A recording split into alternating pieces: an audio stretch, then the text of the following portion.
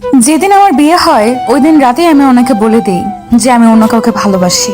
উনি চুপ করে সোফায় বসে পড়েছিল, একটিবারও এসে বিছানায় আমার পাশে বসেনি, একবার জিজ্ঞাসাও করেনি তবে কেন তার ঘরের বউ হয়ে আসলাম। আমি আবার বলেছিলাম ঘুমের মাঝেও আমাকে টাচ করার চেষ্টা করবেন না। উনি মনে হয় কথাটিতে রেগে যান, উঠে এসে আমার সামনে দাঁড়ান। ওনার চোখগুলো লাল হয়ে আছে, আমি ভয় পেয়ে যাই। হঠাৎই উনি বিছানায় হাঁটু গেড়ে বসে বলতে শুরু করে, ওই, আপনি কি মনে করেছেন আমাকে? আমাকে কি মাতাল, অভদ্র মনে হয়? ঘুমের মাঝেও যেন আপনাকে না স্পর্শ করি, এর মানে কি? আমি কি হিংস্র পশু যে রাতের আধারে আপনার উপরে ঝাঁপিয়ে পড়ব? তারপর আরো কিছু কথা শুনিয়ে দিয়ে নিজের চোখ মুছতে মুছতে ঘর থেকে বের হয়ে যায়। আমি বিছানা ছেড়ে উঠে গিয়ে জানলা দিয়ে বারান্দার দিকে তাকাই, দেখি উনি নীরবে বসে আছেন আর একটু পর পর চোখ মুছতে ব্যস্ত।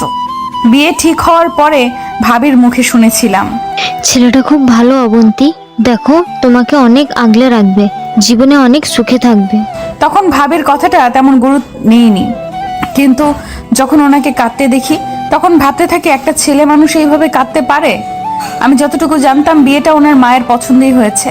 হয়তো ভাবছে আমার যে ওকে পছন্দ নয় এটা যদি ওনার মা জানতে পারেন তবে খুবই কষ্ট পাবেন। ওনার মা ব্রেন টিউমারের সাথে লড়ছিল, কবে মারা যায় কোনো ঠিক নেই, তাই সব সময় আমাকে বলতো, আমাকে আপনার পছন্দ না এটা ঠিক আছে, তবে প্লিজ যতদিন আমার মা বেঁচে আছে আমার মায়ের খেয়াল রাখবেন, কখনো মায়ের অযত্ন করবেন না।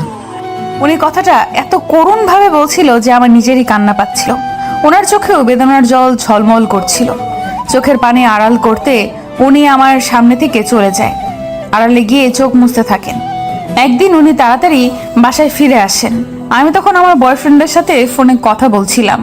উনি এত তাড়াতাড়ি দৌড়ে ঘরে ঢুকেন যে আমি তার ফোনটা রাখার সুযোগ পাইনি। উনি রুমে ঢুকেই আমার হাত থেকে ফোনটা টান দিয়ে নিয়ে যায়। তারপর স্ক্রিনে কল রানিং দেখে ফোনটা এত জোরে আছাড় দেন যে ডিসপ্লে গুঁড়ো হয়ে যায়।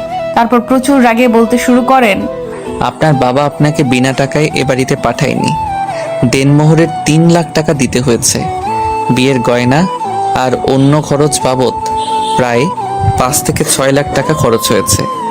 12 বছরের সব জমানো ভালোবাসা আর টাকা দিয়ে তারপর আপনাকে এই বাড়িতে এনেছিলাম। এর কোনো শুকরিয়া আপনি আদায় করেছেন? কি চেয়েছিলাম আপনার কাছে? মোহরানার টাকা পরিশোধ করার পর আপনার উপরে আমার সম্পূর্ণ হক ছিল, তবুও এক মুহূর্তের জন্য আপনাকে স্পর্শ করিনি।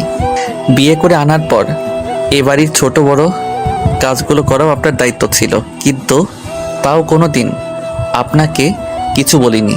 শুধু বলেছিলাম